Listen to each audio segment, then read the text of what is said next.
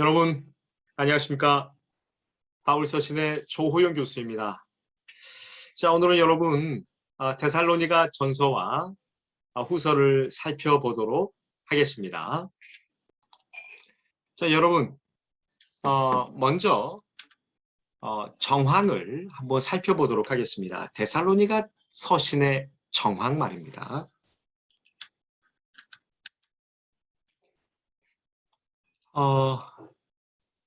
데살로니가 서신과 관련해서 저희가 사도행전과 연결해서 살펴볼 텐데요. 사도행전 17장 1절에서 10절 이 단락은 너무 중요합니다. 데살로니가 서신을 이해하기 위해서요. 자, 바울의 데살로니가 교회 개척을 기록하는 것이 바로 사도행전 17장 1절에서 10절입니다. 바울이 빌립보에서 추방당한 이후에 데살로니가를 향하여 갔습니다. 자, 이곳에서 세 번의 안식일을 보내는 것이죠. 자, 세 번의 안식일을 보내고 있는 동안 유대교 회당에서 연설했고 예수가 메시아라는 사실과 그리스도가 해를 받고 죽은 자 가운데서 다시 살아야 할 것을 유대인들에게 확신시키고자 하였습니다. 바울은 하나님이 그들을 선택하셨다는 사실에 대해 추호도 의심이 없었습니다. 왜냐하면 하나님의 복음이 말로만 그들에게 이른 것이 아니라 오직 능력과 성령과 큰 확신으로 된 것이기 때문입니다. 여기에서 좀 주목했으면 하는 표현이요. 세 번의 안식일입니다. 네. 세 번의 안식일이라 그러면은 21일이 되겠죠. 네. 그런데 여러분, 그러니까 우리가 생각했을 때, 뭐, 세 번 곱하기 7 했으니까 21일이 되겠지만, 유대인들이 날짜를 세는 방법은 저희랑 조금 흡사한 게 있어요. 뭐냐면, 말 그대로 세 번의 안식일만 있으면 되는 거죠. 네. 세 번의 안식일. 꼭 우리가 생각하는 것처럼 21일이 아니고, 만약에 목요일 날 또는 금요일 날이나 들어갔다고 하고 바로 토요일이 되어도 안식일 하나가 되는 거죠. 제 말 이해가 되시죠? 그러니까 토요일, 그러니까 이 안식일만 세 번만 있으면 되는 거예요. 그러니까는 우리가 생각했을 때 꼭 21일이 아니다. 더 이하일 가능성도 충분히 있다라는 것을 기억해 주셨으면 좋겠습니다. 자, 아주 짧은 기간 이곳에 있었던 것이에요. 네, 아주 짧은 기간. 그렇기 때문에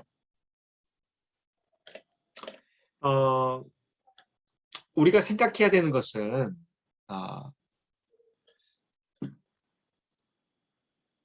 보통 교회에서 복음을 선포하고 그곳에서 보통 우리가 이제 개척을 한다고 했을 때 양육하고 그들과 함께하고 그리고 많은 시간이 거쳐야 되는 거잖아요. 그런데 정말로 세 번의 안식일만 다 거쳤던 것이에요. 그러니까 우리가 기대할 만큼 신학적인 훈련이라든지 어떤 그 모든 것들이 있었다고 생각하시면 안 돼요. 그러니까 이게 이제 초기 기독교 사회 상황에 어떤 모수 일면일 수 있다. 네, 그렇죠. 자, 유대교 해당에서 연설했다는 것이에요.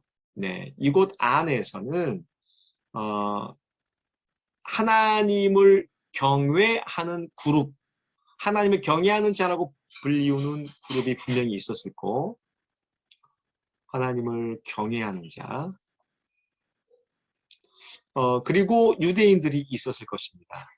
네, 지금 유대인들의 반대를 지금 이제 극심하게 받는 것이죠. 네.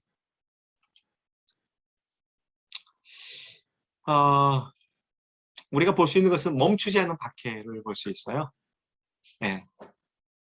멈추지 않는 박해, 그러나 멈출 수 없는 복음 선포. 이게 너무너무 중요하죠. 네. 바울이 데살로니가 있을 때 그의 사역팀과 새 신자들에 대한 박해가 발발했습니다. 네. 17장 5절에 의하면 유대인들이 박해를 부추겼고 도시 전체가 삽시간에 반기독교 감정에 사로잡혔다는 사실을 알 수가 있습니다. 유대인들은 사람들의 분노를 부추겨서 이들이 폭동을 일으켜 성을 소동하게 했어요. 그리스도인들에 대한 그들의 불만은 읍장들에게 토로했고 가이사의 명예에 호소하는 일까지 벌어졌습니다. 네. 그 읍장들은 일부 그리스도인들에게 보석금을 요구할 만큼 큰 그 문제를 심각하게 여겼다는 것도 알아야 돼요. 바울이 가는 곳엔 언제나 표면적으로나 잠재적인 어떤 반대들이 있었어요. 왜냐하면 구속 역사에 대한 이견이 있었겠죠. 종교학적으로, 종교사적으로 여러분 우리 기독교를 보면요. 저는 인정하고 싶지 않지만 그들의 시각으로 보면 종교사학자들에 의하면 유대교에서 기독교가 나온 거잖아요. 발전한 거잖아요. 종교사학적으로 보면. 그렇죠? 네. 외적인 모습은 그렇게 보일 수도 있어요. 그런데 저는 이것을 구속 역사의 관점에서 봐야 한다고 생각해요. 구속 역사.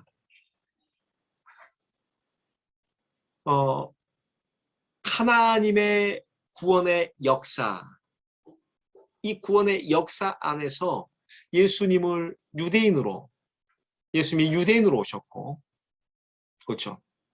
십자가에 달리시고 부활하셨습니다.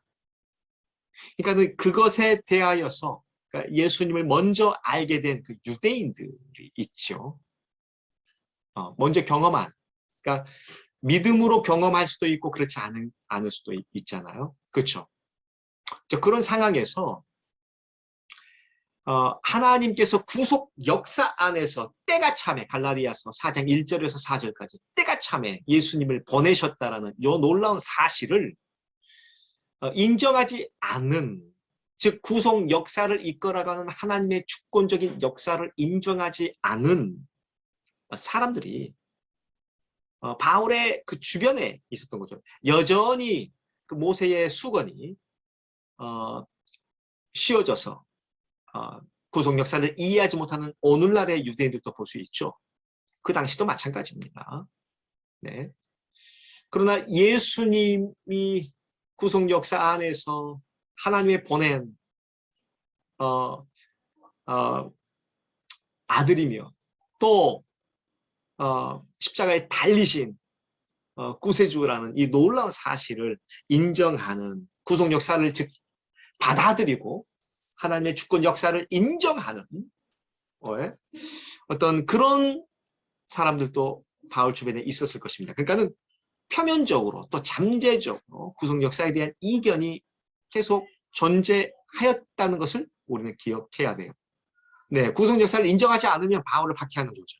그러나 바울의 선포를 듣고 복음의 선포를 듣고 구속 역사의 그 설명을 듣고 부활하신 예수 그리스도가 꼭 와야만 했다는, 오셨다는 이 놀라운 사실을 듣고 받아들이는 사람들은 구속 역사를 인정하는 거죠. 하나님의 구속 역사를. 자, 여러분 데살로니가는요 로마와 아주 좋은 관계를 유지하고 있었어요. 그래서 데살로니가 전서가 기록될 당시에 클라우디우스가 로마의 황제로 재위하던 시절에 데살로니가는요 로마 원로원의 직접 통치를 받는 원로원령 속주였습니다. 자, 로마와 좋은 관계에 있었어요. 아주 좋은 관계.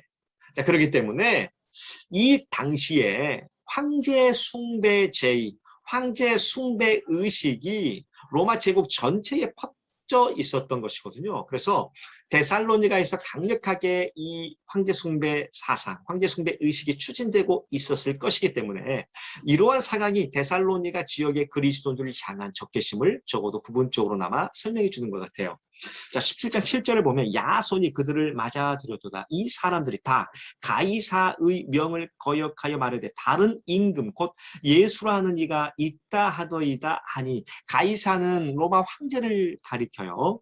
자, 다른 임금, 다른 황제를 말하는 것입니다. 자, 그렇기 때문에 지금 이 황제 숭배 사상, 황제 숭배 제의가 여러분 그 의식이 로마 제국 곳곳에 퍼져 있었고, 특별히 데살로니가 그 지역에 아주 팽배했다, 만연했다는 거, 에베소서 지역에도 만연했다라는 것을 기억해 본다면 아마도 데살로니가 지역에 있는 사람들은 예민했을 거예요. 네, 이 황제 숭배 의식을 지켜줌으로 인해서 로마 제국 안에서, 그러니까 이 원로원과 밀접한 관계, 정치적으로 얻는 어떤 이점들이 분명히 있었을 것입니다. 네. 근데 여러분, 지금 다른 그 임금 예수를 섬긴다라는 요 사실이 만약에 들어가게 되면 난리가 나는 거죠.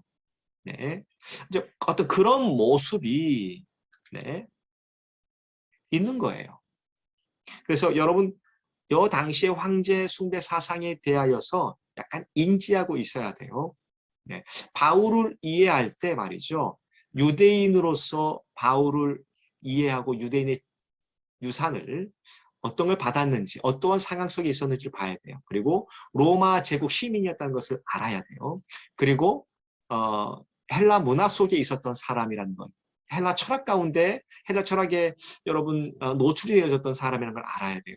또한 기독교인이었다는 것을 알아야 돼요. 이 네 개의 어떤 배경 속에서 바울을 이해해야 되는데, 근래에 들어와서 여러분, 근래 이전이죠. 뭐 아마 여러분들이 책을 접할 수 있는 것은 근래일 거예요. 그런데 황제 숭배 사상 또는 로마 제국에서의 바울을 좀 조명하고 조망하는 상황이 근 15년 전부터 좀 많이 활발해졌던 것 같아요. 그 이전에도 있었겠지만, 네. 그래서 여러분 이건 알고 있어야 된다. 네. 제가 여러분한테 드린 글 중에 에베소서 관련된 그 평화라는 글이 있을 거예요. 그거 한번 읽어보세요. 되게 유익함이 있어요. 그리고 보수학자로서 개혁주의 신학을 가지고 있는 보수학자로서 어떻게 이 로마 제국 안에서의 바울을 이해할 수 있는 것인지 그 어떤 경계선을 볼 수 있을 것입니다. 좀 주의 깊은 우리 학생들은요. 자, 뭐 이런 배경들도 조금 기억해 주시면 좋겠다라는 것입니다.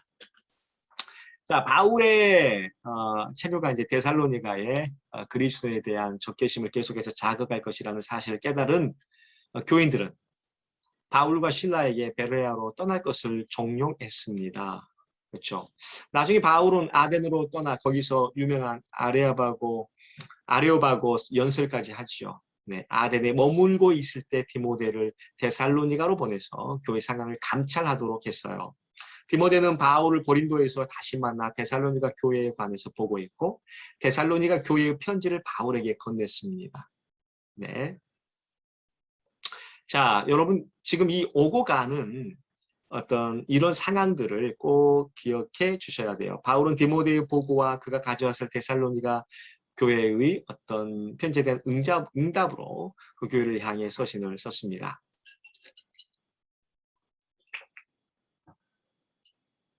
자, 여러분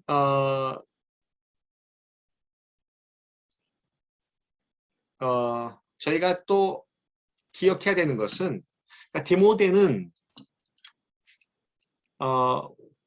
바울에게 있어서 아주 중요한 메신저의 역할을 감당했었다라는 것입니다.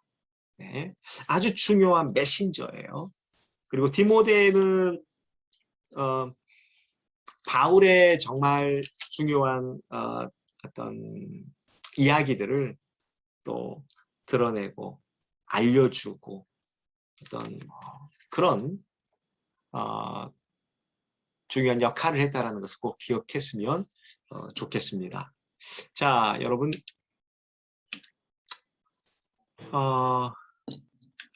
상황은요. 거기에 3주 머물렀대요. 3주. 자, 그렇기 때문에 신학적으로 엄청 성숙했을까요? 물론 뭐 3주가 아니더라도 성숙할 수 있겠지요. 그런데 신학적으로 어떤 바라봤을 때는 좀 기대하기 조금 어렵죠. 네. 그리고 우리가 지금 보고 있듯이 박해 상황이 엄청나죠. 네. 바울은 교회 일부 대적자들이 바울 사역의 동기에 대해서 의문을 제기하고 반대한다라는 어떤 이런 사실들을 디모데로부터 전해 들었을 것입니다. 신자들이 계속해서 또 박해를 당하고 있어요. 네. 바울에게 쏟아졌던 그 박해가 비록 짧은 기간 동안 그곳에 머물렀지만 그곳에 교회가 시작이 되어지고 신자가 나타나게 돼요. 이제 그들에게 박해가 엄청나게 쏟아졌을 것입니다. 네. 자, 이런 사실들을 알게 되었을 것이고요. 일부 신자들은 성적 유혹으로 곤욕을 치르고 있다는 것과 그들이 예수의 재림과 관련된 일련의 사건에 대해서 혼동했다는 사실, 왜? 신학적으로 성숙하지 못했으니까, 짧은 기간 거기에 머물렀었으니까. 네, 이런 사실들을 알게 되었고, 일부는 무책임하게 삶에 돈을 벌지 않았어요. 신학적으로 성숙하지 않았기 때문에 예수님이 금방 오신다는 이 사실만 기억하고 모든 것을 그만두고 돈을 벌지 않으면서 다른 신자들에게 의존하면서 살았는데 그 상황들이 교회에 문제가 될 정도였다. 네, 그리고 어떤 이들은 영적 지도자들을 올바로 존경하지 않고 그들의 영적 은사를 무질서하게 사용했다는 사실도 바울이 확인했습니다. 그러니까 여러분 지금 이런 모습들을 보면 정말 우리의 모습을 보는 것 같죠? 네, 지금도 마찬가지잖아요. 네. 가장 두드러진 문제는 재림이었어요. 재림. 네. 그러니까 교회 안에 이렇고 저렇고 하는 문제들이 참 많았어요. 초기 기독교라고 해가지고 초기 기독교 교회라고 해가지고 완벽하다고 생각하면 안 돼요. 네, 우리가 이제 뭐 고린도 서신을 보게 되면 더 놀랄 로자가 될 텐데, 네, 언제나 부족한, 연약한 어떤 상황이죠. 우리도 역시 마찬가지예요. 자, 가장 두드러진 문제는 재림이었다라는 것까지 우리가 기억하면 좋을 것 같습니다. 자, 데살로니가 서신을 이제 저희가 이해를 할 텐데요. 저는 여러분 두 큰 방향을 여러분과 함께 살펴볼 것입니다. 먼저는 학문적인 차원에서 데살로니가 서신을 어떻게 이해해야 하는지 우리가 바라보게 될 것입니다. 먼저 학문적인 차원을 살펴봅시다. 자, 언제 저술 배웠나? 네, 중요하죠. 데살로니가 서신은요, 바울의 초기 서신에 해당돼요. 네. 물론 갈라디아서의 북갈라디아서를 주장하는 이들은 전형적으로 데살로니가 서신이 특별히 전서가 바울의 문헌 중 가장 이른 시기에 작성되었다라고 봅니다. 네. 남갈라디아서를 견지하는 학자들 대부분은 데살로니가 전서의 저작 시기를 갈라디아서 다음으로 보거든요. 네. 자, 이 두 가설 중에서 어느 쪽을 택하든 데살로니가 서신은 이른 시기에 기록된 것임을 기억해 주셔야 돼요. 아시겠죠? 자, 어떤 학자들은 그래요. 자, 그러면 초기 서신이라고 한다라고 했었을 때 데살로니가 전서와 후서 안에 갈라디아서에 나타나는 것처럼 이신칭의 개념이 많이 나타나느냐? 그렇지 않다라는 거예요. 로마서나 갈라디아서에 비해 구원에 관한 논의가 충분하지 않다라는 것을 학자들이 지적해요. 그래서 이신칭의 개념을 바울이 처음부터 갖고 있었던 거야 라는 우리가 봤을 때 뻔히한 아주 뻔히한 질문을 해요. 네. 그러니까 우리는 뭐 했지 분명히 이렇게 이야기하지만 그렇게 생각하지 않은 사람들도 있다라는 거예요. 그래서 여러분 아마도 좀 여러분들 중에 좀 이렇게 이런 많은 류의 책을 또 읽는 분들은 아마 이런 이야기들을 학자들이 하는 것들을 보았을 것입니다. 네. 이신칭의 개념이 그렇게 풍성하지 않은 거 아니냐라는 이야기요. 그 부분에 있어서 너무나 민감하게 반응할 필요 없어요. 바울은 원래 신학적으로 일관된 견지를 하고 있다라고 제가 첫 시간에 이야기를 했을 것입니다. 그러니까 그 부분을 좀 기억해 주시면 좋을 것 같고요. 자, 진짜 바울이 데살로니가 서신을 기록했는가? 라는 질문을 던져요. 많은 학자들은 데살로니가 전서를 바울의 서신을 인정합니다. 그런데 후서의 경우에 있어서는 바울의 편지로 인정하지 않으려고 하는 그런 학자들이 있습니다. 네. 우리는 뭐 다 인정하죠. 바울이 13권을 인정하니까. 네. 근데 후서와 관련해서는 학자들이 조금 이견들이 있어요. 네.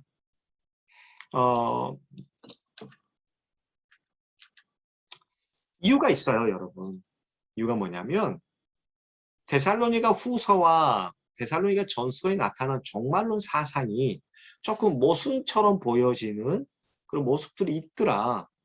자, 후서의 경우에는 재림 전에 일어날 사건처럼 네, 전서는 재림의 임박을 강조하는 것처럼 뭐 이런 약간의 좀 상충하는 듯한 모습이 있더란 말이에요. 그런데 우리가 반론을 제기할 수 있어요. 이 둘은 상호 보완적이지 상충하지는 않는다라고 보면 어떻겠는가라는 것입니다. 네. 자, 여러분 데살로니가 후서를 바울의 작품으로 좀 인정하지 않으려고 하는 학자들의 두 번째 문제는요. 어휘입니다. 어휘. 바울의 다른 편지들에 나타나지 않는 즉 데살로니가 후서에만 등장하는 단어가 약 몇 개가 등장한다는 거예요. 네. 여러분이 전문적인 용어로 신약 성경에 그러니까 한 번 등장하는 단어 이것을 하팍스 레고메나라고 합니다. 이것은 이제 복수형이고요. 하팍스 레고메논이라고도 합니다. 네. 그러니까 이런 그러니까 바울 서신 안에서 그러니까 바울 서신 안에서 하팍스 레고메나죠. 네. 이런 독특한 어떤 단어들이 한 번도 다른 서신에 등장하지 않는 어떤 표현들이 등장을 하는데 요거 봐봐라. 바울의 작품 아니다. 편지 아니다라고 이야기하는 거예요. 여러분 어떻게 생각하세요? 네. 그런가 본데요? 그러면 안 돼요. 여러분 후서에 나타난 독특한 어떤 단어들, 표현들은 교회가 직면한 문제들이 각각 독특하기 때문이에요. 교회가 직면한 문제들이 각각 독특하기 때문에 상담이라든지 어떤 가이드를 하는 데 있어서 필요한 단어를 사용하는 거죠. 네. 언제나 똑같은 단어를 사용할 이유가 없죠. 왜? 문제가 각기 다르잖아요. 정황이 다르잖아요. 바울이 편지를 쓰는 이유가 각기 다르잖아요. 네, 좀 그런 차원으로 이해하면 좋지 않겠는가라는 것입니다. 자, 어떤 학자들은요, 신학적으로 약간의 차이들이 있는 것 같다. 네, 이제 1번과 조금 유사한데요. 전서와 뭐 로마서, 뭐 고린도전서, 빌립보서의 경우 뭐 그리스도의 임박한 재림을 뭐 나타낸다라고 한다면 후서 같은 경우는 그리스도가 오기 이전에 선행하는 여러 사건에 대하여서 이야기한다라는 거예요. 네, 예수님이 금방 오실 거다라는 것보다도 집중이 뭐냐면 그리스도가 오기 이전에 어떤 일들이 벌어질까라는 것에 집중하고 있다는 거예요. 후서 같은 경우. 약간의 어떤 그 초점이 좀 다른 거지. 다른 것은 아니다. 그러니까 상충하지는 않는다라고 보는 게 합리적이죠. 재림을 기대하고 있지만 그리스도 오심 이전에 여러 사건이 발생할 필요성에 대해서 회지할 필요는 없잖아요. 그렇기 때문에 그러니까 우리가 생각했을 때에는 여러분 뭐 that's okay인데 어, 좀 다를 거야, 다른 것 같아라고 전제하고 들어가게 되면 이런 현상들이 발생하게 되는 거예요. 정말. 그러니까 저희는 충분히 이해할 수 있는 부분들인데, 그렇죠? 자, 여러분 재미있는 질문 하나 던질게요. 데살로니가 전서와 후서의 순서와 관련이 되어집니다. 제가 그런 말씀 드렸죠. 바울 서신은 분량의 차이다. 분량. 자, 그러면 두꺼운 게 무조건 앞에 거니까 분량이 많으면 무조건 앞에니까. 네, 이런 식이니까. 그렇죠? 자, 그러면 전서와 후서 재미있는 질문 던질 수 있지 않을까요? 진짜 전서가 먼저일까? 아니면 후서가 먼저일까? 전서인가 후서인가? 무엇이 먼저인가? 네. 여러분 본격적으로 후서가 먼저라고 생각한 학자들이 등장을 했어요. 1914년 정도에. 네, 그래서 소논문을 발표하면서 이제 이것 때문에 진짜? 하고 생각을 하기 시작했습니다. 왜냐하면 거기에 등장하는 현재와 또 과거 어떤 이 의미가 조금 데살로니가 후서에 등장하는 것이 이미 과거에 일어난 것처럼 보인다 이거예요. 그러니까 현재와 과거의 어떤 그런 애스펙트, 그런 모습들이 좀 뒤바뀌어 있는 것 같다라는 느낌을 갖는 거예요. 네. 그 박해에 있어서. 그렇죠. 또 교인들이 직접 경험한 것이 데살로니가 후서는 현재적이고 데살 후서에는 전서에는 좀 과거적이라는 거예요. 네. 그러니까 우리가 이제 이야기하는 것은 또 다른 박해가 있지 않았겠는가. 박해가 한두 번이 아니었을 것이다. 적어도 여러분 너무나 나이브하게 이건 생각하는 거거든요. 사실은 박해가 한 번이 있었을 것이다. 그렇지 않아요. 언제나 불이익을 당했을 가능성이 커요. 네. 신자들은. 그러니까 유대인들에게 치이고 또 이방인들에게, 그러니까 신자들이 아닌 이방인들에게 치였다고 생각하면 돼요. 그러니까 이리 치이고 저리 치이는 그런 어떤 상황이었음을 좀 생각할 수 있죠. 네.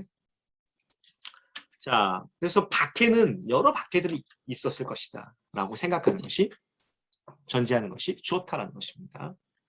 자, 교인들이 종말에 대해 가르침을 받을 필요가 없다는 5장 1절의 진술은 후서의 2장 1절 12절 전제하는 것처럼 보인다라는 것입니다. 네. 그 때와 시기에 대한 가르침은 꼭 편지에 의해서만이 아니고 이미 구두로 가르쳤다고 또 볼 수 있고요. 그러니까 여러 어떤 상황들을, 그 초대 교회의 상황들을 좀 우리가 감지하고 좀 상상할 수 있으니까 좀 넓게 보았으면 좋겠다라는 것입니다. 자,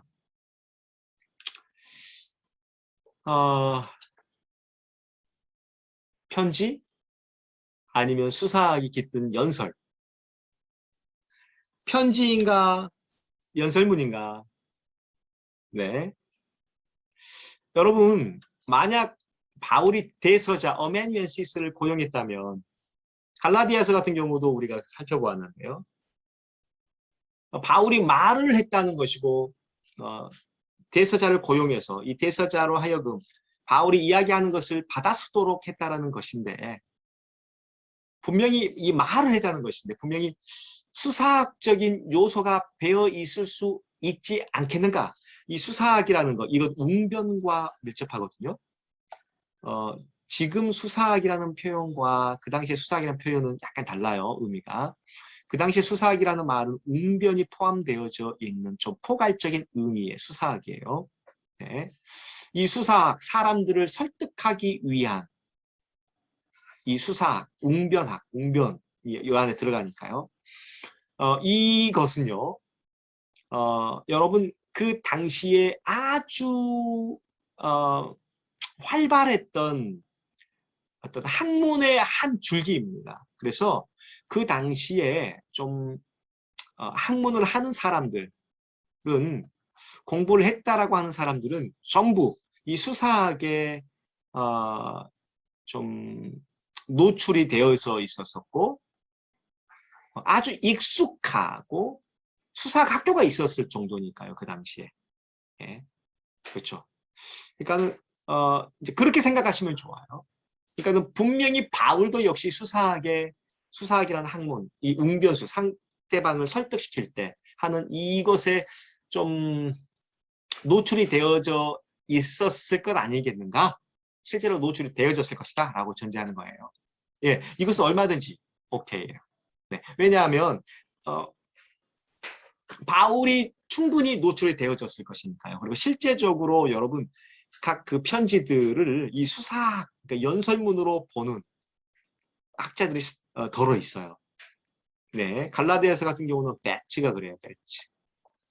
네, 이런 학자들은 정말 편지로 보지 않고 수사학으로 연결해가지고 이 부분을 우리는 편지로 나누지만 이 수사학으로 연결해서 축축축축 연결해서 구조를 나누어요. 스트럭처를 나눈단 말입니다. 네. 이제 이 부분에 대해서 중요한 목소리를 내는 학자들이 여럿 있습니다. 이것도 한번 살펴보면 좋을 것 같고요. 저의 입장은요, 이거예요. 편지예요. 네.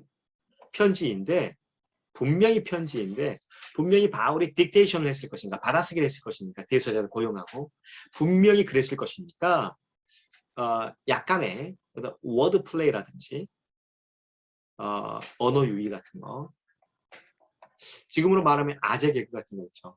개그를 했다는 것이 아니고, 예를 들면 노모스 같은 걸로 로마서 7장 보면 노모스가 엄청나게 등장하거든요. 7장 13절 이후부터. 네, 그런 것처럼 이 노모스라는 단어 가지고 막 해요. 이야기를 해요. 그리고 갈라디아서 여러분과 제가 살펴보았지만 1장 1절에 보면 아니요, 그러나 표현이 있죠. 알라. 이런 어떤 이것도 역시 수사학의 한 부분이거든요. 네. 그러니까는 이런 언어 유희뿐만이 아니라 상대방을 설득시키기 위한 그 당시의 어떤 그 요소들이 분명히 존재할 수 있다라는 것입니다. 그러나 저희의 입장은 편지이지, 그리고 이런 언어 유희라든지 어떤 수사학적인 요소가 없는 건 아니겠지만 기본적으로 편지로 봐야 한다는 거예요. 네, 아시겠죠? 자, 이렇게 좀 이해하면 좋겠다라는 것이고요. 수사학이다라고만 이야기하면 안 된다. 그게 기본이 아니다. 골격이. 편지가 기본이다. 편지라는 장르를 가지고 있다. 예, 바울 서신은 그렇게 이해하시는 게 가장 좋아요. 거기에 약간의 센스들이 어떤 그 당시의 것들이 조금 가미가 되어줄 수 있겠지만, 가능성이 있고 개연성이 있지만, 아시겠죠? 자, 여러분, 지금까지 제가 이제 여러분 이해할 때 학문적인 차원에서 여러분 제가 이해했어요. 네.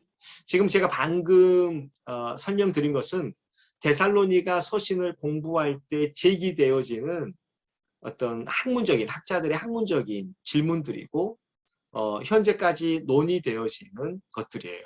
그러니까 그렇게 아시고 학문적인 차원을 기둥을 딱 세우고 또 다른 기둥을 살펴봐야 되는데요. 서신의 차원이에요. 그러니까 장르로서 데살로니가 서신을 한번 이해해 보자라는 것입니다. 그래서 두 기둥을 분명히 하게 되면 지붕을 쌓고 정말 이제 데살로니가 서신을 이해하는 어떤 집을 만들게 되는 것이죠. 자, 서신의 차원으로 저희가 한번 들어가 보겠습니다. 서신 형식의 이해 안에서 바라본 데살로니가 편지들입니다. 자, 데살로니가 먼저 구조를 살펴보겠습니다. 자, 오프닝 부분과 서두 부분, 또 감사달라, 본론, 맺은 말 이렇게 나눌 수 있습니다. 네 가지로. 여러분 갈라디아서랑 비교해 보세요. 데살로니가 전서는 서두 부분이 1장 1절 한 절이었잖아요. 한 절이잖아요. 갈라디아서는요. 1장 1절에서 5절까지였죠. 그만큼 차이가 있죠. 차이가 있는 이유가 뭐였어요? 뭐예요? 네. 대답할 수 있어야 돼요. 제 수업을 들었으면. 네. 네. 이런 차이가 존재하기 때문에 이런 차이들을 비교 분석하면서 바울이 어떠한 상황이었음까지 우리가 바라볼 수 있는 거예요. 네. 아시겠죠? 자, 데살로니가 후서 구조는요. 다음 학기에는 이것을 좀 분리해 볼까 해요. 데살로니가 전서와 후서를. 일단은 이번 학기까지는 제가 전서와 후서를 좀 바쁘지만 대략적으로 다 다뤄볼 생각이고요. 자, 서두 부분입니다. 네, 데살로니가 후서는 1장 1절에서 2절까지예요. 네, 1절의 분량 또는 2절의 그러니까 두 구절의 분량 정도면 충분해요. 네, 이거보다 더 많아진다 그러면 약간의 이유가 분명히 존재할 거예요. 로마서도 마찬가지거든요. 예. 로마서 할 때 제가 왜 그렇게 긴지 제가 또 이야기를 해드릴 거예요. 자, 데살로니가 후서 같은 경우는 1절, 2절이 서두 부분입니다. 그리고 감사 단락이 등장을 하고 본론 부분, 그리고 맺은 말 부분이 이렇게 등장을 합니다. 네 부분으로 이렇게 나눌 수 있어요. 자, 여러분 지금 제 수업을 위해서 성경책도 딱 옆에 두고 봐야 돼요. 그리고 PDF로 되어 있거나 뭐 제가 드린 자료 가지고 있잖아요. 그것도 같이 보면서 공부를 해야 여러분의 것이 되는 것입니다. 아시겠죠? 자, 여러분 천천히 한번 봐볼게요. 데살로니가 전서도 그렇고 후서도 그렇고 서두 부분에서 발신인 관용 어구가 변형이 되어져요. 한번 1장 1절 제가 읽어볼게요. 데살로니가 전서입니다. 바울과 실루아노와 디모데는 하나님 아버지와 주 예수 그리스도 안에 있는 데살로니가인의 교회에 편지하노니 은혜와 평강이 너에게 있을지어다. 네. 자, 후서도 한번 읽어볼까요? 네. 바울과 실루아노와 디모데는 하나님 우리 아버지와 주 예수 그리스도 안에 있는 데살로니가인의 교회에 편지하노니. 네. 네. 자, 자세히 보면요. 발신인, 그러니까 편지를 보내는 사람을 발신인이라고 그러거든요. 수신인은요, 받는 사람. 네. 자, 발신인 관용 어구를 우리가 조금 주목할 수 있는데, 다른 발신인 관용 어구에 비해서 주목할 만한 사실이 나타나는데, 사도라는 명칭이 등장하지 않아요. 생략되어 있어요. 데살로니가 후서에서도 사도라는 명칭이 등장하지 않아요. 그러니까 그냥 바울이라고 말해요.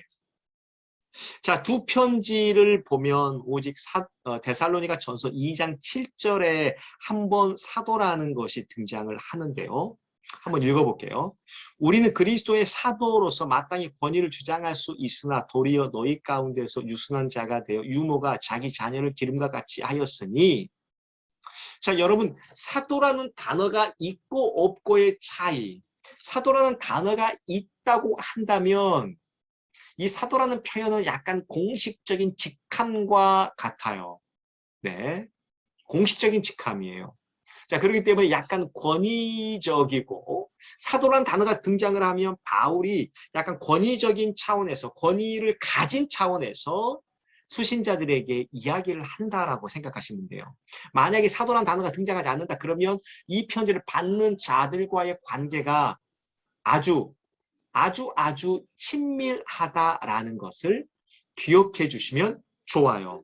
자, 여러분 보세요.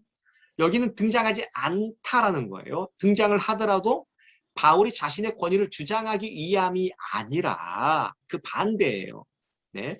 바울은 사도로서 가질 수 있는 권위를 주장하기 위해서 언급하는 것이 아니라 그 반대의 주장을 하기 위해서 언급하는 것입니다. 아마도 바울과 데살로니가 교인들의 관계는 우리가 생각하는 것보다 아주 친근한 관계에 있었던 것 같습니다. 네. 아시겠죠? 여러분 아마도 바울이 어떤 그 서포트를 받잖아요. 성도들의 서포트를 받고 우리가 이제 사도행전 28장을 또 우리가 좀 주목해서 볼 텐데 이 옥중서신을 보면서 새빵을 얻었다 이런 표현도 있거든요. 그러니까 학생들 중에 한 명이 교수님 이 새빵은 누구 돈으로 했을까요? 이런 질문도 한 분이 계셨어요.